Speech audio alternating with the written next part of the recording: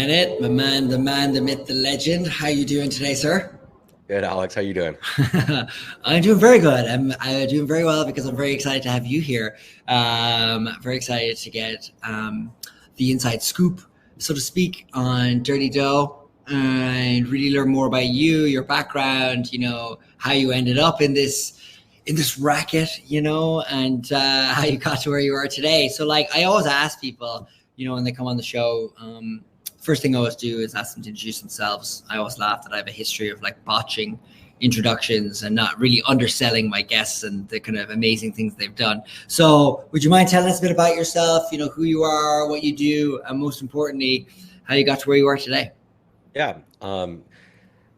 Grew up in Utah, married, have three amazing kids, and I'm in a racket of a business.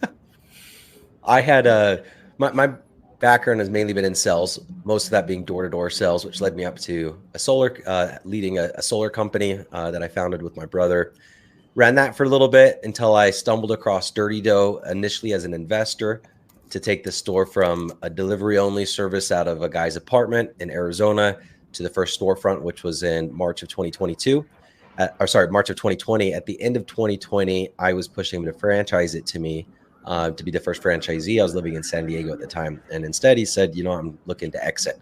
So I purchased it from him when he was one store. In 2021, we kind of redid everything. The formulation of all the recipes, the branding, the messaging. I attached my mission to it, which is all about finding joy and fulfillment despite life's dirtiness. Don't wait for life to be perfect in order to find the sweetness of it. We franchised at the end of 21, and it's been crazy. In the last 12 months, we went from seven franchises to 70, mixture of brick and mortar, and we have 13 mobile franchises as well. So, and now I'm just keeping my head above water, trying to fight to live another day. Yeah, and I mean, it's also, I guess, mentioning, fight to live another day. I mean, anyone who does a quick little Google will see that you have been in a bit of a little scrap, as they say, which, as we were chatting before, turned out to be a sort of kind of like a blessing in disguise almost that kind of got you the airtime you needed. Do you want to allude to what I'm alluding to? Yes, I'll allude to what you're alluding to. In May of 2022, so this was before we had even our first franchise open. So again, we just had that original corporate store, and we got sued by the largest competitor in the space, Crumble, billion-dollar company, when we were just barely getting off the ground. And it sucks to get sued, and you have that gut-wrenching shit, I'm going out of business moment, until I actually read the lawsuit, and I'm like, I'm not an attorney, and I'm not even a bright guy by any means, but I can understand that this is bullshit, in my opinion, right? And it was all about, we use the same shape of boxes, and we both use sprinkles on our cookies and things like that. So when I say I mean me, I reacted to it on social media when it came out, public. I'm like, okay, if it's out there, I'm going to at least give my side of the story. And I was very open and honest about my opinions and emotions surrounding it, broke down all the points of lawsuit. We poked some fun at it, doing some billboards, which gained national attention. Things like, our cookies don't crumble with competition, cookies so good we're being sued, things like that. And then we hired some professional actors, video group, to make commercials outlining how, the lawsuit began in the boardroom of Big Cookie Co. I mean, it was very comical, but it actually hit on like nothing mentioned in these videos wasn't actually mentioned in the lawsuit. So it was like attacking it straight on. And one, it was funny. But two, I think a lot of people are like, wow, why are you doing that? That's kind of ballsy and bold. But again, kind of like falling back onto the mission statement, the core values that were already created. It was just me acting in my nature, and that garnered a lot of, kind of that underdog support, I think. And it propelled us to selling. I think we were at 60 franchises at the time. 6 months later, 60 sold, 0 open. 6 months later, we had sold 290, and the first 7 had been open. Yeah, I mean, it goes back to the old adage that there's no such thing as bad publicity. I mean, it is kind of amazing that there was such a positive reaction to a potentially very negative sort of situation for you guys. Do you think like what were the reasons? Like, what do you think were the reasons why so many stores were able to get open so quickly after the fact? Like, it's all well and good getting publicity like inbound. You got to Yeah. convert those inbounds. Like, what about the Dirty Dough offer made sense to all the people that were applying? Yeah. So before the lawsuit happened, we were building the model and selling the model. Again, sales background. So what was the sales pitch? What were the benefits to the potential franchisee? And I think it was two things. One is the simplicity of a model. We will ship you, we will do, the ingredient purchasing, dealing with the majority of waste, quality control. I'll ship you a pre-portioned stuffed cookie that you will put in the oven and press start. And all cookies are cooking for the same time, temperature, and fan speed, and ovens are all programmed. So it is as simple as putting a cookie in the oven and pressing start. So the model was very simple. And with that, it's not just simplicity, but it's a lower cost model. You don't have to buy your own mixers. You don't have to operate out of 1,500 square feet. You can operate just fine out of 600 square feet with one employee. And then the second thing was the team, building a good board of advisors, as well as hiring a CEO early on, a CEO who's been in franchising for 40 years. She started Maui Wowie Smoothies and Coffee in 1983. Her name was Jill Summer Hayes, grew her brand to over 650 franchises in operation before exiting, took another brand from 0 to 90 in just a few years. So people, again, I think we had a simple model, a unique product, and a good team. We just needed more eyes on us. And that's what the lawsuit did. I should better phrase that and say our reaction to the lawsuit, because if they would have just sued us and we didn't react, then it didn't give us any eyes, right? The reaction to the lawsuit gave us all the eyes, and then people got behind us and purchased franchising. I also think there's a decent, I guess, a third aspect to what attracted people is it is very mission driven. The brand around Dirty Dough is all about having these unique stuffed cookies that represent life, and the fact that they look like a plain, ordinary peanut butter cookie on the outside. And you break it open and there's a chocolate dough with an injection of hot fudge. So it's a 3-layer cookie. And then there's mental health and positive mindset messaging all throughout our store. We care about your feelings. The inside matters most. Life gets messy, and that's okay. Perfectly imperfect, things like that. And I do feel like people want to be part of something more than just a business as well. So, and then here we are. Do you know, years later. Here we are, and we're on a podcast now. What I find fascinating, and definitely a topic that's kind of come up recently in a bunch of the different podcast episodes I've done, is like taking the leap into marketing, and, you're talking about hiring a bunch of actors. Were they like a comedy troupe or like a improv group or a local, or how did you end up like even taking the leap to do marketing for lots of brands is just like almost feels like a step too far, or like a very difficult step to even do marketing. In this case, like kind of create a bunch of, I suppose viral content was probably the mission for here, like kind of get you guys out there. It's pretty cool that you ended up doing that and like it worked for you. Mm-hmm. Yeah. So the first thing was the billboards, because we had thrown up some billboards just saying Dirty Dough coming soon. And we're in the same town, we're in the same county as Crumble. They've never put up a billboard after being here for 4 or 5 years. And the next month they just flood the freeway with billboards. So it was like, and I was just looking through text messages, ironically, this week, like what actually was the start of that? And it was me driving down the freeway, and I took a picture of the Crumble billboard and I tagged them. And I said, Crumble, I love your billboards. I wonder where you got the idea from. And then I was texting Jill, our CEO, and I was like, I want to put billboards that say our cookies don't crumble. And I'm not joking. And within a few weeks, we had that, so that was, and a lot of that was the creative, the marketing company said, here's 20 options of billboards. And I picked my favorite 5. Yeah. And then have you ever heard of the Squatty Potty product? I have not heard of this. There was a very viral video. This was a little while ago, but it's like there's a unicorn pooping out rainbow ice cream, and they got tens of millions of views. Anyway, it was the same group that produced that, reached out to me on LinkedIn, and he like was pitching me these different ideas, and I'm like, you know what, the reaction that we got from the billboards was so good for exposure. Like maybe a few 100,000 people saw it, right? My LinkedIn post alone, 1 million people saw that. And then you factor in all the news articles that took the screenshot that I post on LinkedIn.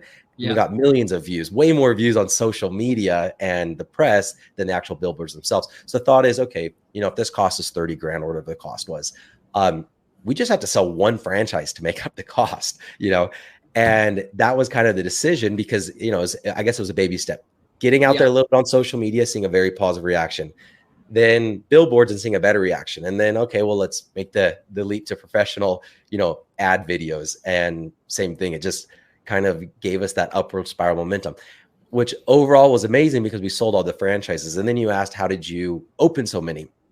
And falling back to like the team and then a few advisors that we had that have grown franchises from 0 to 500 plus, we were already setting the infrastructure in place, and the model is very simple. So, but regardless, it's still been very difficult. Like it's forced us to grow way faster than what we were planning on or what we were prepared for. And we were undercapitalized to grow that quick, honestly. But we did it, and we're still doing it, and we're stumbling every single day. But we're constantly improving. And I guess like the question for you now is like, what's the total number of locations that are, say, open for business today? For like brick and mortar retail stores, we have 60 something stores open, and then we have 13 mobile franchises. So like food trucks, food trailers going. We have 40 something more under construction. And then we're every week we're signing new leases between the franchise system. So at the end of the year, we'll surpass 100 by a decent margin, unless all hell breaks loose, which is always a possibility. It's the world we live in. But like, I mean, it is very cool that you like were able to like take the leap into. I'm always fascinated by like the leap into like a type of marketing strategy like that, because it took a billboard to show you like, wow, okay, I can measure a type of return here. Like I feel like something like billboards are like immediate impact. Like they drive an immediacy. Like somebody sees a billboard for Dirty Dough store next exit, they pull off for next exit. Like that's like how the ad works. So they see it like, boom, I'm going to search it on my phone right now. So like it drives an other type of like action.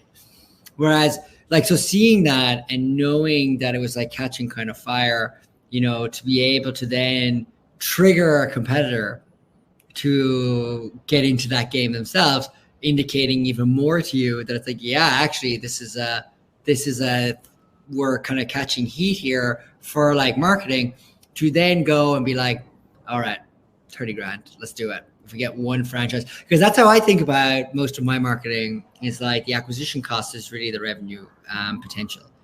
So I try to like limit like, oh, it costs me this much to spend on an ad. Whereas I actually look at the upside, I go, what's the revenue opportunity of this? Okay, if I get one customer, this is what the ARR for that kind of customer is at the very basic level, like say on average. And then if there's XYZ more, it's like, all right, it pays for itself if we just get one, which is very cool that you were thinking of it in that way, because I don't think I think in hospitality, because like, I guess there's not as much money, and there's typically like just like kind of very statically kind of the design of ads themselves are all very same. Like if you see TV ads for like restaurants, they're kind of like all the exact same, like they kind of are somebody eating a burger, somebody like juicy kind of looking burger, but they're all kind of looking the same. So to take a side of it and go, I'm going to get a bunch of comedians, I'm going to get a bunch of actors, and we're going to like create a piece of content or like a content series and invest in it and really double down on our message in kind of a subtle kind of way. I mean, that's very creative, and it's testament to your sort of, I guess, the vision of like running Dirty Dough, that you had the sort of cojones, so to speak, to pull that off. Yeah. And like going back to core values were already defined. That was something that I defined for myself by reaching out to friends and family and ranking and making spreadsheets and writing my own obituary, kind of doing some soul searching. And one of those was optimism. Now, I changed to thoughtfully optimistic because it had to go in line with dirty, so that's the T in dirty thought. And it's like, we expect challenges, right? We all know that challenges are going to happen, and we embrace those because this is an opportunity to grow. The lawsuit was just an opportunity to really take that core value to life and say like, hey, we're trying to practice what we preach. I So mean, that's exactly it. Yeah. yeah, it ended up propelling us. There's a lot of good, but also, when you're going that fast, there's a lot of roadblocks and stumbling points that we've also had to challenge. So, but overall, like looking back, if somebody gave me $5 million and said, take Dirty Dough and make it a national brand as quickly as you can, I couldn't have done it quicker than what we did. Totally. And the nimbleness is just like something kind of amazing. And what I think is cool, and we kind of talked about this last week or when we were chatting, was like, I mean, ultimately you don't have a background in hospitality. So you're kind of like a rogue in the space almost. Like you were talking about like door-to-door sales, like selling solar before you kind of came to this, and it's like, okay, now it's like, knowing that you're not a baker, but knowing that you're a businessman, is kind of like a cool kind of approach. It's like you kind of stand kind of in a unique kind of position, I would say, in this space, like knowing that, like, I guess not every baker is going to be a good businessman, I think that it allows you to see things differently because in the industry, there's like the do's and the don'ts. I was so ignorant because I don't know any of the do's and the don'ts. I'm kind of just making up. Now, I could rely, I'm relying on people with experience, but at the end of the day, like I've just been trained to think differently because I haven't grown up in that environment. And then, you were asking about the, me measuring the $30,000 versus like, well, one franchise fee is going to pay for that. And that also is completely with door-to-door commission, because it's like if you're selling a product like security systems, I would knock on your door and you're already in a contract with another company. I would legitimately call that company with you on the line and say, how much is left in the contract? And it's like, it's $300. Well, I'm going to make $1,000 on the deal. I had a checkbook with me and I'm like, okay, well, it's going to cost me $300 to make $1,000. I'm going to do that all day. Yeah. I always thought in terms of sales. And then when I moved to solar, I'm like, man, this cost XYZ. I'm like, well, if I make $8,000 to $10,000 a solar cell, I just go get another cell, And I think in terms of commissions and sales, which I think is definitely there's pros and cons to it, but mostly it does put things more in perspective. Like I spend X amount and I'm going to get X amount out as long as I execute properly from the sales and the marketing standpoint. Yeah, no, I mean, it's awesome. And I think like, not being tied to like existing frameworks, existing ways of working, like, were you to like come in as like, say, CEO of like a hospitality business and this is the way it's done, you know what I mean? And that works. And obviously you've done that now where you have professional CEOs that have come in to kind of help guide the business as well. But it's interesting to have like your sort of like hustle minded, like sales approach to it, understanding upside as well as understanding cost, kind of gave you that sort of unlock. Like, were the lawsuit to happen or not, you probably would have found the unlock. You know what I mean? Because like the energy, the kind of single-mindedness towards like making the sale and making it happen. Like, because I do want people to realize as well, like when they're listening to this, that it wasn't because of the lawsuit that caused your success. Like you were saying, how many contracts did you have that weren't open before the lawsuit? There was like 60 or something. Was that what you were saying? Yeah, we were on a good pace. We sold. You were on a good pace, exactly. Like you're on the road. Yeah, but we went from 60 in the first 6 months to 290 in the next 6 months. So the growth was already, we're selling 10 franchises a month, and then we went to selling 30 franchises a month, whatever the math is on that. Yeah, like 6x, which obviously is like the dream, But I guess, like, and we were chatting about this, like, you talked about like the E-Myth, Revisited, which is a book that seemingly is very like near and dear to your heart, or it was like, what do they call it in Pulp Fiction? A moment of clarity, it's like, yeah, like you read the book, you're like, finally it's resonated.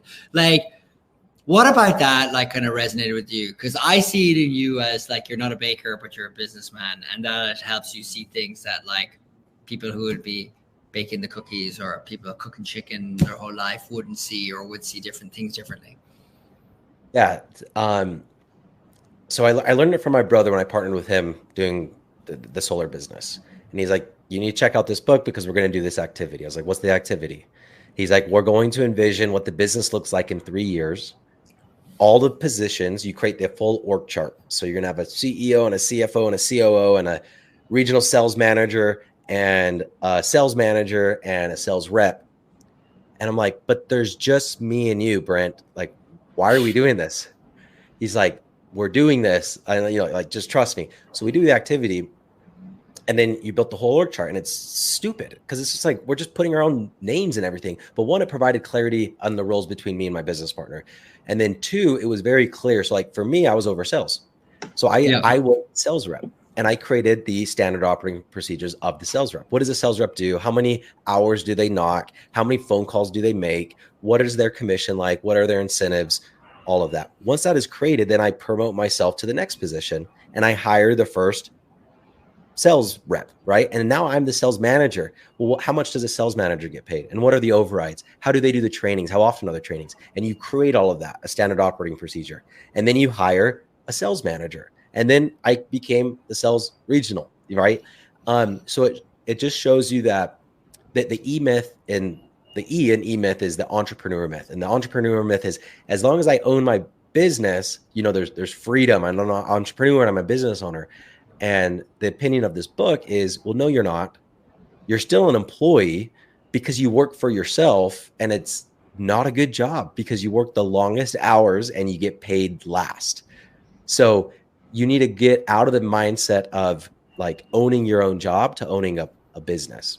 Yeah. And that definitely promoted me to, with Dirty Dough within the first 12 months, way before reaching profitability. I already hired a very experienced CEO, and I was willing to invest the capital, even though we didn't, the business wasn't producing the income, because I want to work on the business. I don't want to work in the business. I like the sales side. I like the raising capital side, the investor relationships, the PR, the podcast. That's what I like, but I'm not the operator. I've never made a batch of Dirty Dough cookies, and that's completely fine because I've hired other people that are experts. So it's kind of also, an underlining principle I took away is like, stay in your lane. You can't do everything. Do what you're an expert at and let other people do what they're an expert at. And then you could feed off of each other. So you telling me right now that you've never put a tray of Dirty Dough in the oven? I've put a tray in the oven. I've never mixed them. Like I've never poured the flour and done that. Well, you're halfway there. You're halfway there, Stay in your lane. Stay in your lane.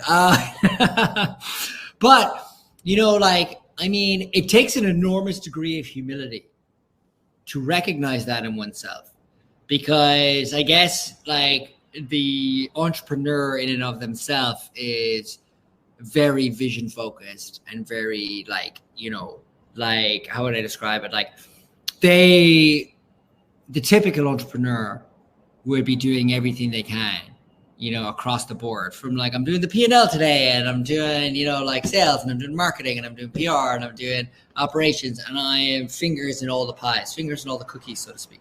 And so to be able to recognize that in oneself is, it's a real test. It sounds like I'm fanboying you right now, but genuinely listening and just hearing you. Ultimately, the degree of humility is exceptional, because to even know that you needed a CEO before you even really hit a type of profitability, and to take that sort of professional jump to know that this in a 3-year vision is the most necessary keystone for me as an unlock, which is it's ballsy. It's that's really setting a stake in the ground going, we're going to grow this thing. The more I think about it. Let me give you a different perspective. So I could see how you're interpreting it as humility. This is how I interpret it.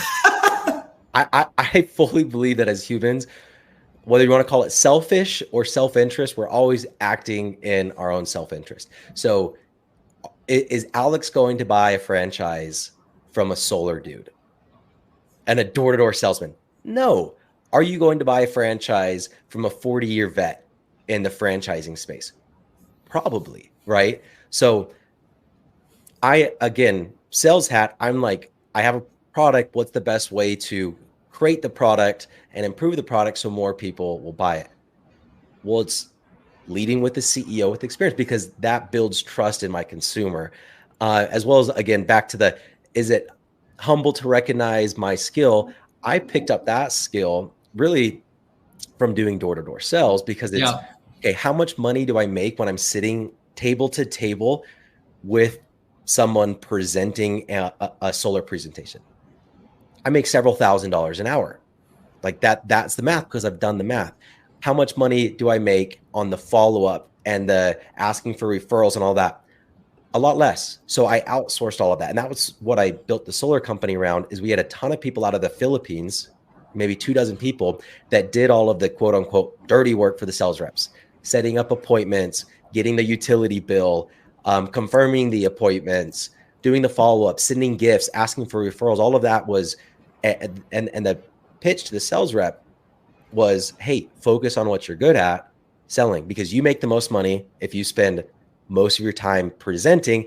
I make the most money as a business owner when you spend the most time presenting. So it can be seen as humility. I see it as just self-interest.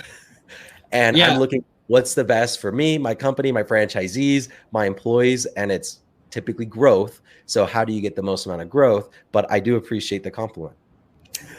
All right. Well, so I'm glad I kind of misinterpreted you for a compliment. No, but what I will say is, like, I mean, ultimately, like, your North Star, like, say in that context, was like, you know, if there were more presentations, there would be more sales. Focus on what you're good at. You know, we can outsource or automate. Like, we talk about that all the time here. You know, like, how do we automate a lot of the more arduous tasks? Like the way we even create these videos. Like, if people wanted to know, there's a secret sauce to this in terms of how we turn it around so quickly. Like, we're not spending hours and hours and hours on the content. Do you know what I mean? Like, we use a lot of AI tools.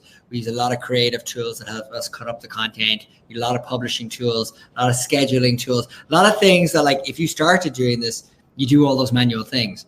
And then you're like, how do I automate away once I figure out? It's like hitting the gym for the first time, and you do like bench or you do like a squat, and you feel like, oh my God, I think my hamstring is going to tear. And you're like, nah, you got to go back again, mate. That's just rust. You know, you got to go again and again and again, you know? And it's like, okay, now I know. And now once I build up that kind of muscle, it's like, okay, where are the areas that are causing us kind of extreme pain? And how do I, like, kind of cut those out of the process, either automating or, in this case, using Philippines workers, which, by the way, is like such an incredible trend now. I mean, I can't even get off the internet now with people talking about VAs in the Philippines, and, you know, just like TaskRabbiters or, you know, Upwork, and finding people who can do. I mean, it's amazing. I mean, you see people getting accountants on there for $5 where you could pay American accountants a lot of money, you know? Not that this is what the podcast is about, but, you know, it's fun if anybody wants to know. That's where you go. But back to cookies.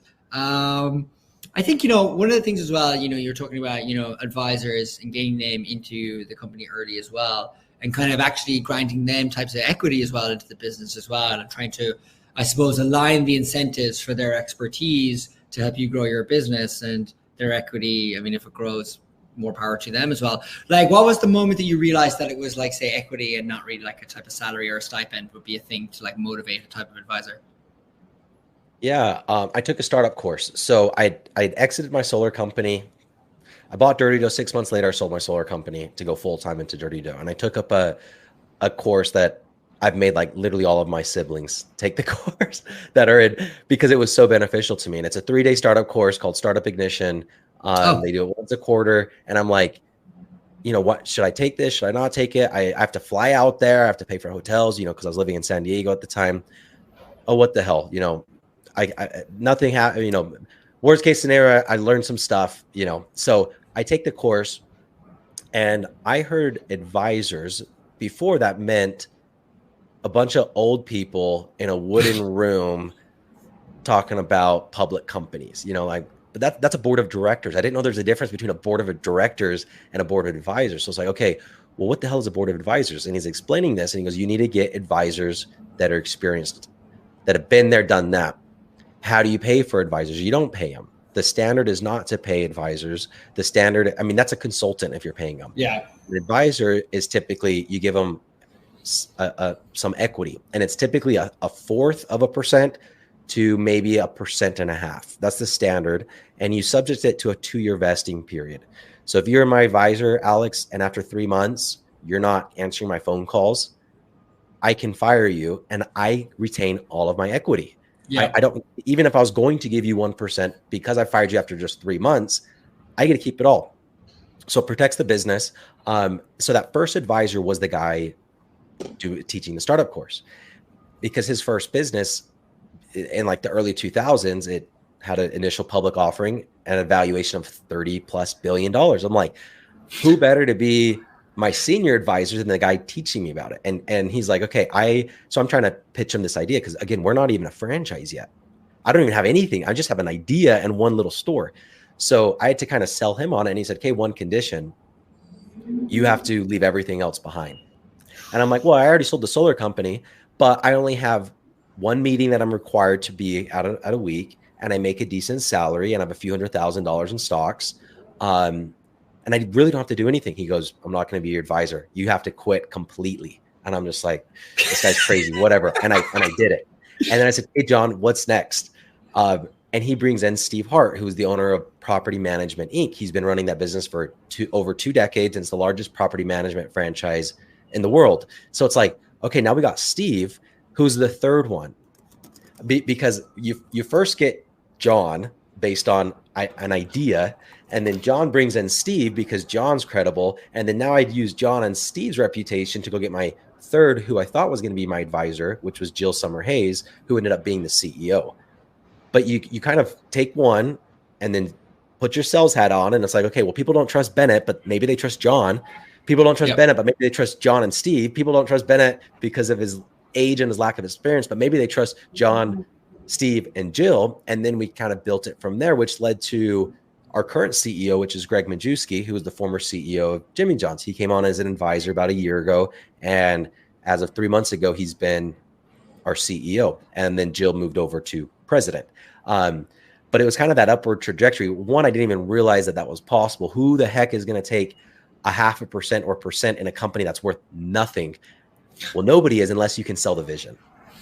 Yeah. I mean, that just goes to show, I mean, when you're in an early stage, in particular in hospitality, like, it's your energy, your vigor, your vision. I think the fact that you sat down and you did your EMIT and you were like, okay, let's map out our 3-year vision for this.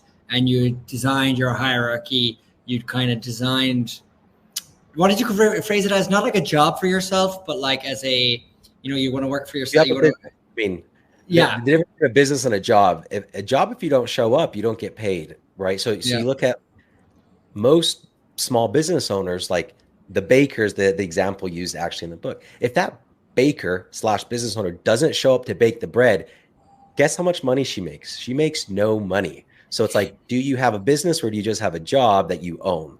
So yeah, I think it's a very, very big difference, but we also often don't realize that because nobody talks about it. As long as you're the owner, you're an entrepreneur, you're a business owner, where this, again, a different lens is, no, you're not a business owner. You just own your own job. It's still a job because you have to show up every day or else the business doesn't run. So how to replace yourself as quickly as possible. And then to touch on the org chart and the 3-year plan, I did it in both companies. And neither time it came anywhere remote to what I planned. One, because the solar company, I only had it for 18 months before we sold it. From hiring the first sales rep to selling, it was only 18 months. So we didn't even reach the 3 years. And then Dirty Dough, the plan was to open up 30 stores in 5 years, right? So the org chart, we've already surpassed the org chart by a lot of how many employees we hope to have and the talent. And so, but that's not important. The important is at least we wrote it down and we had something to shoot for. And then in both cases, I was lucky enough, we succeeded it. But I guess what I'm saying is, just because you do it doesn't mean you need to stick to the plan. You're always reiterating and changing your goals and updating your goals based on the growth or lack thereof of your company. Totally. And I mean, like, I guess, were there any times that you were like thinking, oh my God, how can I keep the lights on? KTLO. Like, what? Are there any like ones that you're like, oh God, thank God we got through that? I would say I've owned the company for about 3 years. So it's 36 months. I would say that idea has crossed my head at least 2,000 times. And I'm not under exaggerating, like multiple times a day for months and months and months and months on end. And it hasn't stopped. It's still like anything can happen. And I hate it. I hate that you're just like, but rather than like, I hate it. And what I used to do is in 6 months, things will be different. When we franchise, things will be different. Things are going to be easier. When we open up our first franchise, it's going to be different. When we open our first dozen franchises, when we sell our first 100, when we open up our first 50. And now I stopped doing that because yes, you alleviate problems and you achieve these milestones and they're great. But every time you achieve a milestone, you just accumulate bigger problems. So the other myth that I've been telling myself is it's going to get better one day. It's going to get easier. It's going to be perfect. I'm going to be happy every single day at all moments. Yeah. And it's a complete lie. And then it's more coming to terms with that. And it's not about the goal. You have to set goals because human nature is we get excited and we get fulfillment and happiness and joy after chasing something. But the reality is once you achieve that goal, it's not as good as you thought. You don't feel as good as you thought, and it doesn't last as long as you thought. So then it's just shifting the focus to enjoying the chase and detaching yourself from the outcome of the goal, but still chasing for goals, if that makes sense. So it's more, it's a lot, I can't even say the word, philosophy. But I think it's very important because business stress is so high that you do need to learn those like tips and tricks on how to stay sane in all of the stress. Yeah. And I mean, I guess in terms of tip and a tip, I can't even say that, a tip and a trick. When you think about like, say, okay, like it's just shifting your focus to a new challenge. So it's like constantly challenging yourself to like, instead of saying, okay, once I hit 50 locations, once I hit 100 locations, it'll get better. It's like, it's kind of unfulfilling. It's like, yeah, okay, we've done it before. It's like, because you've done it before. So you're like, okay, I expect to open another location. But like shifting the sort of challenge in your mind, I guess in terms of like a tip, like if somebody was listening to this today, how would you, like if there was a founder of a robotic arm pizza company that does triple filling pizzas, like triple filled cookies, and they were listening to you and they're like, oh my God, Bennett, you're speaking my language. Like, what would you tell that person to be like, it's okay? Yes. There's a myth in life. There's several myths in life. One myth is you can always be happy.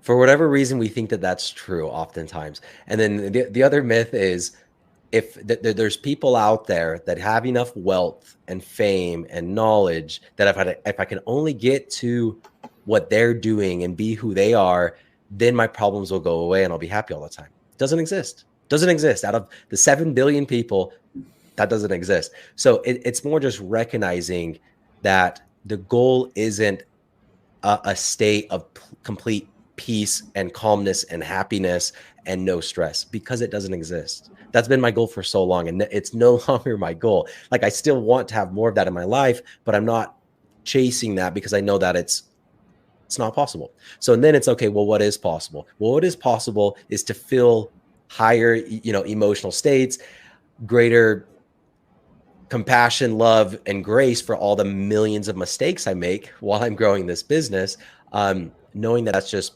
part of the entrepreneur's journey. That's just part of life. So just keep going. Every time a problem arises, it's not because you necessarily did something wrong. It's just because that's what life is. Love it, enjoy it, and then look at what did I learn from this and how am I growing from this? And I guess, on that, like, I mean, you've been entrepreneurial your whole life, door-to-door sales and then doing solar, and now in hospitality. Okay. Would you recommend somebody get into hospitality, like to set up a brand in hospitality? Like, what's your take, Kevin, on multiple industries now? Sure. I mean, I don't know. They've both been great. It's just different. But at the end of the day, it's business. You come up with a product, you learn how to market it, you take care of your customers, and you work on expansion, you work on lowering your costs. But like a business is a business, I guess. So far, I've liked it a lot better than solar, because solar, at least the business that I was in, it's the sales and the marketing. We didn't hire installation companies. We subbed all of that out. But with that, we were hiring 1099 contractors. So we didn't have many employees. And Yeah. I couldn't see it becoming a national brand, because at any time you gain a team of 10 sales reps and then you lose a team of 10 sales reps because they go work for another company, whatever. But whether it's hospitality, I guess I'm speaking more to franchising. I have really thoroughly enjoyed franchising. It seems like it has such big potential to be a big win-win. Like, you are looking for a business to get into, somewhere to put your capital, but you don't want to start from scratch. Okay, well, here I come with, here's a business, here's a product, here's a customer base, here are reviews. You pay me an upfront fee for all the work I've done. That's the franchise fee. You cover all the costs, which you were going to cover anyway if you opened up your own business. But this time I'm telling you what to do, and I'm minimizing those costs because I have a game plan for you. And then when you open, I'm going to continue to provide support, help, and branding. And in return, you pay me a percentage of the fee. Like, if done correctly, it just has such a big potential to grow so quickly and be a win-win and launch you to a national brand, especially with our model where everything is on economies of scale. If you're buying a 50-pound bag of flour versus 5 truckloads of flour, the price is drastically different. So the more I can grow, the lower the costs go to our franchisees. Yeah, that's key. And I mean, like, and just the way you talked about it, you know, and especially when we spoke that a couple of days ago, you know, you're like a third of the cost of like competitors as well. Like, I mean, like, so it's a very appealing sort of model for somebody looking to get in, like, and really kind of put their life's work, life's ethic, you know, everything into it to like make it happen. And it's like, if you can grow it, the costs will come down for everybody. So it is a real like rising tide lifts all boat kind of message as well, for sure. I mean, it is pretty awesome. I mean, I have to say, I think it's an incredibly impressive achievement what you've done over the last like what is it, not even 5 years, you're saying? Like, I mean, it's like, I mean, if you think about it, there's a pandemic in the middle of that. You know what I mean? Like, it was that was when the first store opened, was March of 2020. And then I bought the company in 2021. So yeah, I've been at it for 3 years and 3 months. Yeah, I mean, it's incredible, you know, and like, what has that done to, like, I mean, that's its own episode, even talking about COVID and how that even, like, you know, being involved, like, during that period of time. I mean, I have no idea what the restrictions were like up in Utah, but I think just typically, I think it was just like getting people back into the store was like something to do. You know what I mean? Like, I wonder, like, I mean, you're smiling, so obviously you want to say, go, tell me. I was in California during COVID.